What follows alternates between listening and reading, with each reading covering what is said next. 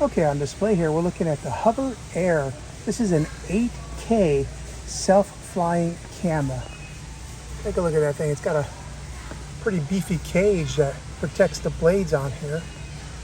This is the battery that it comes with. It's got a slot for 2 different batteries, and then of course a carrying pouch right there. Now the claim to fame with this thing is you open it up, and you can launch it in seconds.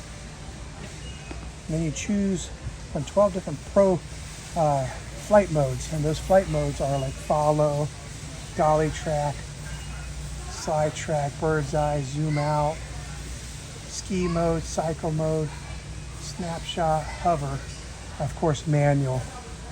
You can fly up to 26 miles per hour,